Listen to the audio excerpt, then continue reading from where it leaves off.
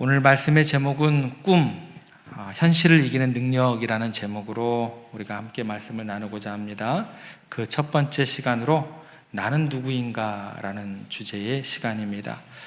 여러분들 어릴 때 읽었던 동화 가운데 안데르센이 쓴 성냥팔이 소녀라는 이야기를 아마 기억하실 것입니다.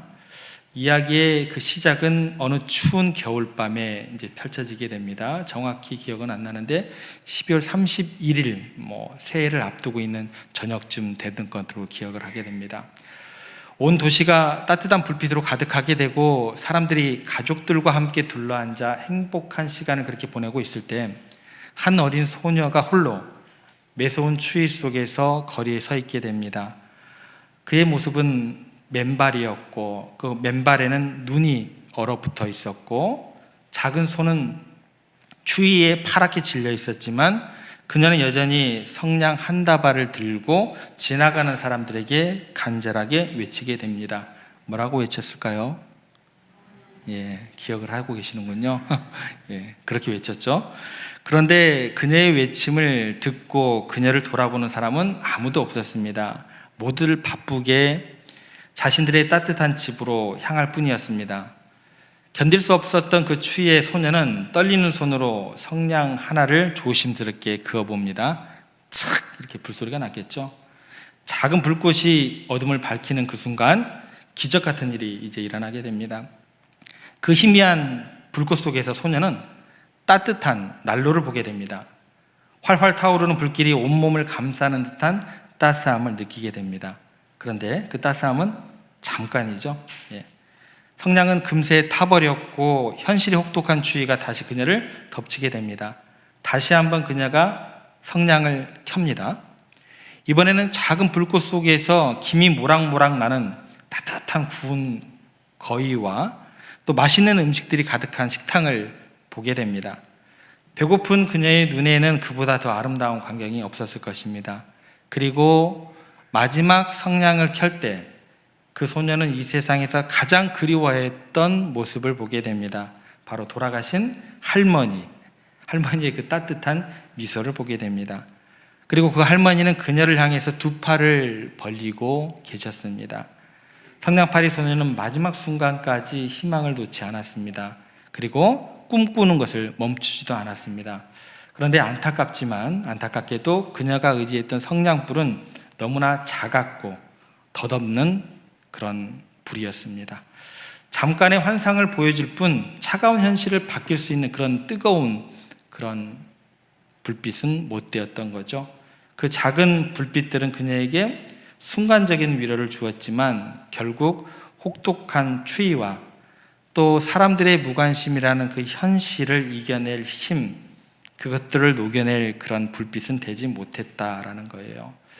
새벽이 밝아올 때 사람들은 담벼락 모퉁이에서 평화롭게 미소 짓고 있는 소녀를 발견을 했는데 그녀는 이미 이 세상 사람이 아니었습니다. 여러분, 우리 인생에서 정말 힘든 것이 있다고 한다면 그것은 뭐냐면 현실과 꿈 사이의 거리감, 그 거리감이 멀면 멀수록 정말 힘든 것 같습니다. 현실은 너무 차갑기만 하고 때로는 비정하기까지만 하는데 우리의 마음속에 품은 꿈은 너무나 고상하고 아름답기만 합니다. 그런데 우리가 돌아보면 사실 현실과 꿈 사이에 이런 거리감이 없으면 꿈이 아닌 거죠. 그죠? 현실과 꿈 사이에 이런 거리감이 있어야 그걸 우리가 꿈이라고 하지, 거리감이 없으면 더 이상 꿈으로서 그건 의미가 없는 것이 되는 거죠. 그런데 우리는요, 절박하고 냉혹한 현실 앞에서 꿈을 꾸는 듯 싶은데 우리는 또 너무나 쉽게 꿈을 포기하고 주저앉아 버리게 되는 그런 경험들을 너무나 많이 하게 됩니다. 그런데 오늘 우리가 읽었던 본문 말씀에는요, 이와는 전혀 다른 반응을 하면서 그 꿈을 이루어가는 한 소년이 등장하게 됩니다. 그 사람의 이름이 여러분들이 너무나 잘 아는 누구죠? 요셉이라는 인물이 등장하게 됩니다.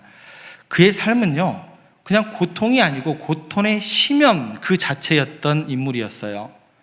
현실이 굉장히 각박했지만 거기에 반대되게 그의 꿈은 너무나 굉장히 위대했다라는 겁니다. 그리고 놀랍게도 요셉은 그 꿈으로 말미암아 그 모든 현실의 장벽을 뛰어넘어서 마침내 그 꿈을 이루고야 맙니다. 그래서 우리들은 요셉에 대해서 이렇게 접근하게 됩니다. 요셉이라고 하면 굉장히 훌륭하다, 굉장히 성공적인 삶을 살았다라는 그런 인물로 너무나 쉽게 떠올리곤 합니다. 그래서 많은 부모님들이 기도 부탁을 할 때 뭐라고 기도를 부탁을 하냐면 우리 자녀들이 요셉 같은 인물이 되게 해주세요 라고 기도를 부탁할 때가 굉장히 많습니다. 그때마다 제 마음은 굉장히 어려워집니다. 사실은 조금 섬뜩해질 때가 많습니다. 왜냐하면 요셉의 삶이요 그토록 순탄하거나 평탄하지 않았기 때문에 그렇습니다. 요셉이라는 인물은 여러분들이 잘 알다시피 형들에게 미움을 받았고 죽임 당할 뻔하다가 겨우 죽임을 모면하고 난 다음에 노예로 팔려가게 되고 또 노예로 팔려가서 열심히 일을 하다가 누명을 쓰게 되고 누명도 깨끗한 누명이 아니고 성폭행범이라는 누명을 쓰게 되고 그렇게 몰리게 되고 난 다음에 갔던 곳이 감옥에 갇히는 삶이었다라는 것입니다. 여러분 이 모든 상 감당할 수 있으시겠어요? 쉽지 않죠. 결코 쉬운 일이 아닙니다. 그런데 요셉이라는 인물은 언제나 꿈속에서는 뭐예요? 찬란한 승리자였다라는 것입니다. 그런데 그의 현실의 삶은요 너무나 비참했고 우리가 생각하는 것보다 훨씬 더 고통스러웠다라는 거예요. 요셉의 현실이 어느 정도로 비참했을까? 좀 구체적으로 한번 생각을 해보겠습니다. 요셉이라는 인물은요 어린 나이에 그를 세상 모든 것으로 여겨주었던 어머니를 여기게 됩니다. 그의 어머니의 이름은 라헬이었어요. 그의 어머니 라헬은 정말 어렵게 그 아들 요셉을 얻었기 때문에 그 요셉을 향한 사랑이 그 누구보다도 극진했을 수밖에 없다라는 거죠. 그런데 그토록 요셉을 사랑했던 어머니가 동생 베냐민을 낳다가 세상을 떠나게 됩니다. 여러분 많은 사랑을 받았던 사람이 한순간에 그 사랑을 상실하게 되면 어떤 일이 벌어지게 될까요? 정서적으로 멘붕이 옵니다. 타격이 쉽지 않아요. 극복하기가 쉽지 않다라는 것입니다. 더군다나 어린 요셉이 그 일을 경험하게 될 때 그 어머니를 향한 그 생각 얼마나 사무치도록 슬픔 가운데 있게 되었을까, 그렇게 하루하루를 보냈을까 우리가 쉽게 생각할 수 있게 되는 것 같습니다. 그런데 요셉을 힘들게 했던 것은 어머니에 대한 상실감으로 끝나지 않았습니다. 참 안타깝게도 그 가정이 따뜻했으면 얼마나 좋았을까요? 근데 그 가정이 정말 환경 자체가 열악했어요. 말이 좋아 열악하지 아주 엉망진창이었던 그 가정 환경이었다라는 것입니다.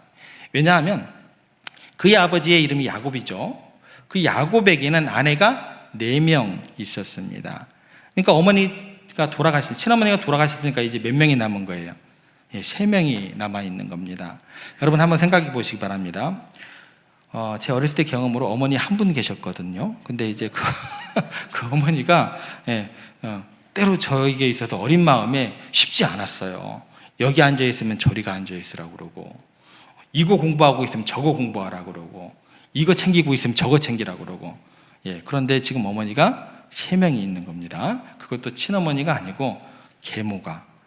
마치 동화 속에서 이제 콩쥐팥쥐에 나오는 그런 계모 같은 어머니가 3이나 있었다라는 것을 생각을 하셔야 돼요. 더구나 어떤 기록이 나오냐면 요셉의 얼굴에 대해서 이렇게 기록이 나오는데 그 요셉의 얼굴에 대해서 이렇게 묘사를 합니다. 준수하고 아담하고 아름다웠더라, 이렇게 기록이 되었어요. 누굴 닮았을까요? 어머니 라헬을 닮았던 거예요. 그러니까 아버지 야곱이 오직 라헬만을 사랑할 정도의 외모였다라는 것입니다. 그리고 나머지 3 아내는 어떻게 될까요? 별로 관심을 안 가졌던 것 같아요. 그러니 이 계모들이 요셉 얼굴을 보면 누구의 얼굴이 떠올랐을까요? 어머니 라헬 얼굴이 떠올랐겠죠. 구박을 했을까요? 안 했을까요? 라헬이 비춰지니까 가만두고 싶지 않았겠죠. 그렇지 않아도 미운데. 그러면 형들은 어떨까요? 요셉의 형들. 오늘 본문에 보면 형들이 요셉을 미워했다는 표현들이 계속해서 반복해서 등장을 하게 됩니다. 왜 그러냐면 야곱이 눈치 없게 형들 보는 데서 요셉을 편애했거든요. 좀 보지 않는 데서 좀 편애를 하시지. 그렇게 눈치가 없었어요, 야곱이. 요셉을 더 사랑했다라는 표현이 굉장히 많이 나오게 됩니다. 왜 그렇겠어요? 라헬을 사랑했는데 라헬이 남겨둔 아들이니 라헬처럼 귀하게 여기는 게 당연한 거 아니에요. 아버지의 이 눈치 없는 행동 때문에 요셉은 형들에게 더 구박을 받고 미움을 받게 됩니다. 그러면 집에서는 그렇다 치고라도 좀 집을 나가면, 직장에 가면 좀 편해야 될 거 아니에요. 직장 생활이라도 좀 편해야지 좀 사람이 숨 쉴 그런 여유가 생기잖아요. 요셉의 직장 생활은 어땠을까요? 17살부터 직장 생활을 했거든요. 2절 같이 한번 보겠습니다. 직장 생활이 어땠는지 같이 읽겠습니다. 야곱의 족보는 이러하니라. 17세의 소년으로서 그의 형들과 함께 양을 칠 때에 그의 아버지의 아내들 비라와 실바의 아들들과 더불어 함께 있었더니 그가 그들의 잘못을 아버지에게 말하더라. 자, 17살 때 이제 직장 생활을 시작을 했어요. 근데 누구와 함께 일을 했어요? 그의 금방 읽으셨잖아요. 누구예요? 다시 읽을까요? 그의 아버지의 아들들하고 직장 생활을 하기 시작한 거예요. 그 아내들이 누구예요? 비라와 실바의 아들들 이렇게 나와요. 그럼 비라와 실바가 누구일까요? 원래 뭐 하는 사람들이었냐면 몸종들이었어요. 좀 더 뭐랄까 적나라하게 표현하면 노예들이었죠. 노예를 첩으로 삼은 거예요. 자, 그러면 첩의 아이들, 그러니까 노예의 아들들에게 있어서 요셉을 대할 때 어떤 마음이 들까요? 자격지심이 그냥 자동으로 따라오게 됩니다. 그죠? 그리고 나이 차이도 굉장히 많이 나요. 아저씨 같은 사람들이에요. 그들과 직장 생활을 하는데 직장의 사람들이 이제 그런 사람들이라고 생각했을 때, 그런데 그들이 요셉이 딱 보니까 어떤 일을 벌이게 되냐면 아버지 물건을 살살 뒤로 빼돌리는 거예요. 나쁜 짓을 하니까 요셉이 그걸 어떻게 했다고요? 아버지에게 일러 바쳤어요. 고자질을 했어요. 자, 여기에서 질문 드릴게요. 여러분들이 만약에 직장에서 상사를 고자질을 했는데 들켰어요. 어떻게 돼요? 경험을 안 해보셨구나. 네. 고자질을 했는데 들켰어요. 이제 그 순간 이제 왕따 당하는 거예요. 지금 요셉이 그 상황 가운데 놓여 있는 겁니다. 미움 받을지만 골라서 하고 있는 거예요. 자기의 뭐예요? 태생 자체도 벌써 사람들에게 미움의 대상이 되는데 이거 고자질 하다가 들키기까지 했으니 이거 이제 얼마나 이제 힘들어지는 어떤 그런 일상이 주어졌겠냐는 거예요. 그런데 거기에다 그치지 않죠. 이번에는 꿈을 꾸는데 볕단들이 자기에게서 다 절을 하더래요. 뭐 이런 꿈 얘기를 하는데 형들이 다 자기에게 절하는 것처럼 이야기를 하니 그렇지 않아도 꼴불견인데 얼마나 더 미움의 그 대상이 되겠어요. 직장 생활이 얼마나 힘들었는가 한번 상상을 해보시기 바랍니다. 아버지 앞에서야 뭐 잠깐이니까 무슨 말을 못해요. 웃어주지 못할 이유가 없잖아요. 눈치 보느라고 형들이 잘해줬겠죠. 그런데 아버지하고 있는 시간이 많을까요? 하루 종일 형들하고 있었던 시간이 더 많았을까요? 그렇죠. 들에 나가 양을 치는 시간이 거의 대부분일 텐데, 그러면 아침에 탁 도시락 챙겨가지고 직장 다녀오겠습니다 하고 아버지에게 인사하고 형들하고 다정하게 나가는 모습을 딱 보이다가 언덕을 딱 넘어가요. 아버지 모습이 보이지 않아요. 그러면 이제 무슨 일이 벌어질까요? 너 이리 와 이놈 자식이. 그러죠. 예? 너 지금 다 들어. 도시락 배달 해야겠죠 뭐. 그 일 현장에 갔더니 얼마나 또 일을 혼자 다 했을까요? 얼마나 어려움을 겪었을까요? 얼마나 고통을 많이 당했을까요? 도망도 못 가죠. 그러다가 이제 39장에 가면 이 형들이 요셉을 죽여야겠다 기회만 노리고 있습니다. 굉장히 살얼음판 같은 일상을 보내고 있었겠죠. 여러분이 만약 이 요셉과 같은 지경이라면 어떻겠어요? 혹시 여러분 중에 요셉보다 약간 더 힘들다, 내 상황이 조금 안 좋다 하는 그런 분들 계세요? 혹시 직장 생활이 그러십니까? 그러면 가정 환경이 어머니 4명 있는 분 한번 손 한번 들어보세요. 예. 얼마나 힘들었겠냐라는 거죠. 이렇게 힘든데 여러분 같으면 꿈을 꾸면 여러분 같으면 어떤 꿈을 꿀 수 있을 것 같으세요? 막 가위가 들리겠죠. 저녁마다 막 귀신이 막 쫓아오고 이런 악몽에 시달리지 않겠어요? 그런데 요셉이라는 사람은요, 놀랍게도 꿈만 꾸면 무슨 꿈을 꿔요? 막 자기에게 다 절을 하고 뭐 영광스러운 주인공이 되는 꿈을 꿔요. 어떻게 그렇게 많은 사람들의 증오와 미움 속에서 그 마음의 여유가 있냐는 거예요. 어떻게 사랑이 있냐는 거예요. 어떻게 기쁨이 있냐는 거예요. 어떻게 그렇게 희망이 가득한 꿈을 꿀 수 있냐는 거예요. 현실이라는 것이 그렇게 비애로 가득한데 그의 꿈이 그렇게 거룩하고 영광스러울 수 있냐는 거예요. 어떻게 그 현실 속에서 소망을 잃지 않을 수 있냐는 겁니다. 그 이유를 우리가 살펴봐야겠죠. 우리의 삶에 있는 현실의 비극을 능가하는 그 꿈의 위대한 그 근원적인 힘이 어디서 나올까요? 그 첫 번째 답은 바로 이것입니다. 요셉은 나는 누구인가에 대한 분명한 인식을 가지고 있었기 때문에 그렇다라는 거예요. 그래서 오늘 우리가 살펴볼 첫 번째 주제가 뭐예요? 나는 누구인가? 라는 주제가 되는 것입니다. 요셉이라는 인물은 그래서 자아 정체성이 매우 확고했던 사람입니다. 그것은 자신이 아버지에게 특별히 사랑받는 아들이라는 것을 잊지 않았어요. 확고한 정체성을 가지고 있었다라는 것입니다. 그래서 요셉이라는 사람은요, 굉장히 복잡 단안한 그 모든 어떤 갈등의 상황 속에서 굉장히 단순하게 행동을 하더라는 거예요. 형들이 잘못하면 그냥 아버지에게 그냥 고자질을 했어요. 또 자기가 좋은 꿈을 꾸면 그냥 좋은 어떤 그런 생각들만 하면서 미움받을 줄 알면서도 그 얘기를 하게 됩니다. 근데 이런 자신감과 당당함은 어디서부터 오느냐? 자기가 누구인지 정확히 알았기 때문에 이게 가능했다라는 거예요. 그것에 대해서 요셉이 채색 옷을 입고 있더라, 이렇게 성경은 기록해 주고 있습니다. 저희들 한번 3절 말씀 가보겠습니다. 같이 읽겠습니다. 요셉은 노년에 얻은 아들이므로 이스라엘이 여러 아들들보다 그를 더 사랑함으로 그를 위하여 채색 옷을 지었더니, 이 채색 옷이라는 것은 고대 군동에서 아무나 입을 수 있는 옷이 아닙니다. 그때 직조하는 일이 또 그 기술이 많지 않았어요. 그래서 매우 어려운 일이기 때문에 정말 그냥 옷 한 벌 가지고 그냥 대충 입고 지냈던 그런 시대죠. 평생 한 벌 갖고도 지낼 만한 어떤 그런 시대인데, 채색 옷은 그래서 고대 근동에서 왕의 아들이나 공주들이 입는 옷, 아니면 굉장히 높은 귀족의 자녀들로 재산을 상속할 만한 그런 장자들만 입는 옷이 채색 옷이었다라는 거예요. 그러니까 아무나 입은 옷이 아니에요.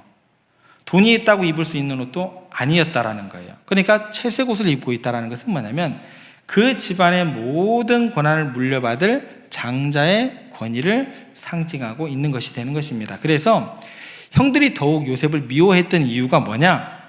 채색 옷을 지어 입혔으니까. 자기들이 훨씬 요셉보다 나이가 많은데 또 10명이나 되는 형들이 있는데도 불구하고 야곱이 생각하기에는 뭐예요?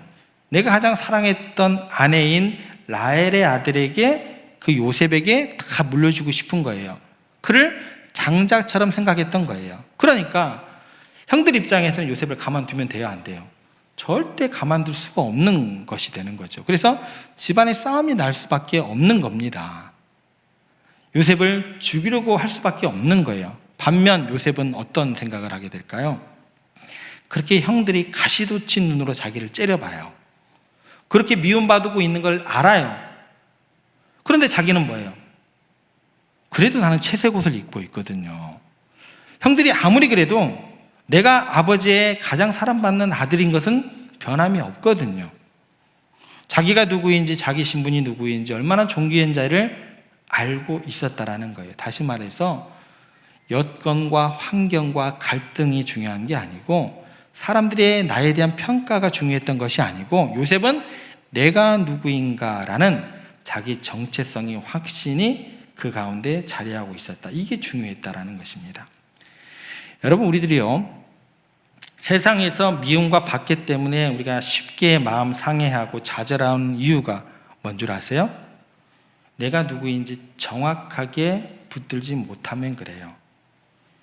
여러분들이 얼마나 하나님 앞에서 존귀한 자인지 붙들지 못하게 되면 여러분들은 흔들리는 갈대가 되는 거예요.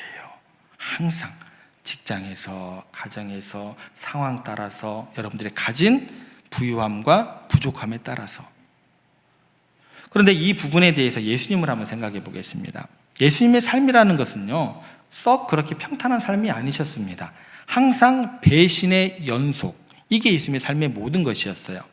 제자들 다 버리고 떠났죠. 많은 무리들이 예수님을 따르다가 십자가에 못 박으라고 소리쳤죠. 그런데 예수님은 자기를 아무리 박해를 해도, 아무리 자기를 저주를 해도 흔들리지 않고 기쁨과 평안함 가운데 충만히 거하셨다라는 거예요. 왜 그러셨을까요? 하나님 아버지께서 나를 사랑하시고 있다라는 것은 흔들리지 않은 진리임을 붙잡고 계셨기 때문에 그래요. 본인이 하나님의 아들인 걸 알았기 때문에 그러셨다라는 거예요. 마태복음 3장 17절 말씀으로 한번 가보겠습니다. 함께 읽겠습니다. 하늘로부터 소리가 있어 말씀하시되 이는 내 사랑하는 아들이요 내 기뻐하는 자라 하시니라. 이게 예수님께서 세례 받으실 때 하늘이 열리고 성령이 비둘기처럼 임하면서 하늘에서 소리가 나서 이렇게 이야기를 하는데 뭐라고 그러셨어요? 이는 내 사랑하는 아들이요 내 기뻐하는 자라. 하나님의 말씀 안에서, 하나님의 말씀 안에서예요. 사람들의 들려오는 음성이 아니고 하나님의 말씀 안에서 내가 하나님의 아들이라는 확신을 가지신 겁니다. 그리고 이 말씀을 평생 신비에 심으시고 간직하고 계셨다라는 거예요. 그래서 먹을 것이 없어도, 사람들에게 미움을 받아도, 사람들에게 배척을 받아도 하나님의 아들로서의 그 권위와 위엄을 가지고 어떤 시련도 극복해 나아가셨다라는 겁니다. 여러분은 여러분 스스로에게 자신을 누구라고 생각을 하십니까? 세상 소리로 여러분들의 자신의 정체성을 평가하시나요? 성경은 여러분들에 대해서 이렇게 정체성을 부여해 주십니다. 요한복음 1장 12절 말씀에 보면 영접하는 자, 곧 그 이름을 믿는 자들에게는 뭐가 되는? 하나님의 자녀가 되는 권세를 주었다. 여러분 누구의 자녀예요? 하나님의 자녀들이십니다. 온 우주 만물을 창조하시고 역사를 움직이시는 그 하나님의 자녀가 되는 비결이 뭐예요? 예수님을 영접하고 그 영접한 자에게, 믿는 사람에게 하나님의 자녀가 되는 권세가 주어졌다라는 것입니다. 여러분이 지금 누구냐면 하늘나라의 왕자요, 하늘나라의 공주인 것을 절대 잊으시면 안 될 것입니다. 손기철 장로님이 쓴 기대합니다 성령님이라는 책에 이런 이야기가 나옵니다. 이분에게 군 경력을 물으면 이분은 자기는 장교 출신이다 라고 이야기를 합니다. 그런데 이분의 이력을 아는 사람들은 장교라고 부르지 않고 육개장, 먹는 육개장, 그거 맞아요. 육개장이라고 불렀다고 해요. 왜 육개장이라고 불렀냐? 지금은 없어졌습니다. 근데 옛날에요, 91년도까지로 기억을 하고 있습니다. 예전에 석사 장교라는 제도가 있었어요. 왜 생겼냐? 전두환, 노태우 그 아들들을 이걸로 해서 군을 이렇게 복무를 시키게 하기 위해서 생겼던 제도입니다. 91년도에 없어졌어요. 석사 장교. 그러니까 석사를 졸업하고 시험을 합격한 사람은 군복무를 몇 개월만 하면 되냐면 6개월만 하면 되는 거예요. 그러니까 6개월밖에 군복무를 안 하는데 36개월 이상 그렇게 군복무를 하는 장교들하고 똑같이 대우할 수 없다고 해서 6개월 장교했다고 해서 6개월 해서 6개 장교는 뭐예요? 장 합치면 뭐가 돼요? 육개장이에요. 이렇게 불렀다고 해요. 그런데 문제는 뭐냐? 이제 훈련소에 가서 훈련을 받아야 되잖아요. 근데 육개장이 되기 위해서, 죄송합니다. 육개장이 되기 위해서가 아니고 이제 장교 군생활을 하기 위해서 훈련을 받아야 되는데 이걸 아니까 조교들이 가만두지를 않는 거죠. 왜냐하면 다른 사람은 뭐 36개월 이상 근무를 하는데 이 분들은 6개월만 딱 군복무를 하니까 얼마나 믿겠어요. 그러니까 조교들이 아주 그냥 생고생을 시키는 거예요. 아침에 눈 뜨자마자 정신없이 막 뺑뺑이 돌리고 막 온갖 올차를 다 시키고 하도 인격적인 모욕을 하고 그렇게 당하다 보니까 욕이란 목을 다 먹고 당하다 보니까 4개월을 훈련하는데 4개월을 지나다 보니까 막 제정신이 아닌 거예요. 4개월 훈련이 딱 끝나고 정신이 멍한 상태에서 내가 어디로 가는지도 모르겠는데 밤에 자대 배치를 받아서 가는데 육사단으로 가게 되는데 기차를 타고 가게 되어서 딱 도착을 했다고 합니다. 정신이 없었죠. 너무나 피곤한데 너무나 오랫동안 고생을 해가지고 옛날에 토치카 그 옆에 이제 침상을 깔아주고 사병이 여기서 자라고 안내를 해주게 됩니다. 뭐 골아 떨어졌죠. 아침에 이제 겨우 이제 기절했다가 깨어서 일어나서 사병이 와서 흔들어 깨우니까 밖으로 나오라고 인도를 하고 밖에 나가다 보니까 사병이 수건을 들고 치약을 준비하고 따뜻한 물까지 다 준비해 놓고 소대장님 세면하시죠 이렇게 이야기를 하더래요. 하룻밤 사이에 지옥에 있다가 갑자기 천국으로 바뀐 거예요. 그런데 이게 적응이 안 되더래요. 내가 이런 대접을 받아도 되나? 뭐 이런 생각이 들더래요. 훈련병 때 하도 혹독하게 그렇게 대우를 받다가 적응이 안 되는 거예요. 그래서 자기가 소대장이라는 의식을 갖기 위해서 2주일간의 그런 시간이 소요됐다고 해요. 그래서 2주일 내내 사병에게 미안합니다, 고맙습니다, 계속 이 말만 했다라고 이야기를 합니다. 여러분, 우리가 이 세상을 살아가면서 하나님에 의해서 부르심을 받고 또 훌륭한 인물로 하나님의 자녀로 자라기 위해서 아주 혹독한 훈련들과 시련의 시간을 거치게 됩니다. 예수 그리스도를 영접하고 하나님의 자녀가 된 분명한 신분의 변화가 있는데도 불구하고요, 세상에 살았을 때 당했던 일 때문에 여러분들 적응하기 굉장히 힘드실 거예요. 그런데 여러분들은 하나님의 자녀로 새롭게 거듭났기 때문에, 새롭게 태어났기 때문에 하나님의 자녀의 영광을 누리는 사람들로 다시 태어난 거예요. 여러분, 장교로 입대했기 때문에 그 사람은 훈련 기간이 끝나면 장교가 되는 거예요. 아무리 사병이 아무리 장교 흉내를 내고 장교처럼 행동을 해도 사병은 뭐예요? 사병일 뿐입니다. 그러나 장교로 인관을 하게 되면 그 사람이 어떤 어려움 가운데 있다 할지라도, 어떤 훈련을 받아도 여전히 장교인 것은 틀림없는 겁니다.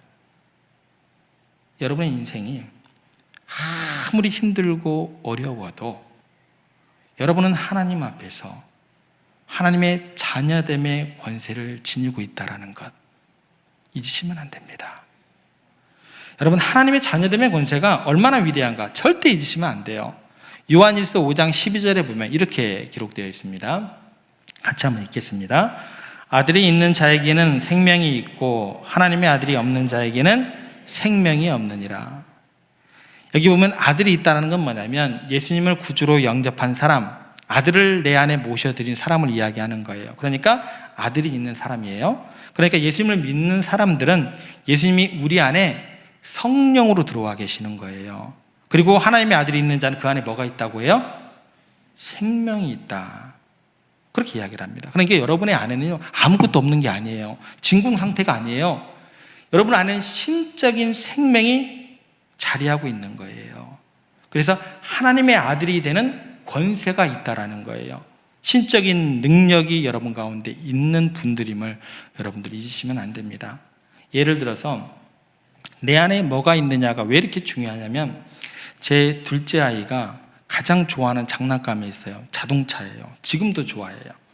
근데 그 아이가 6살 때쯤에 제가 퇴근 후에 딱 집에 들어갔더니 선물 받았던 이제 신상 자동차를 딱 들고 있어요.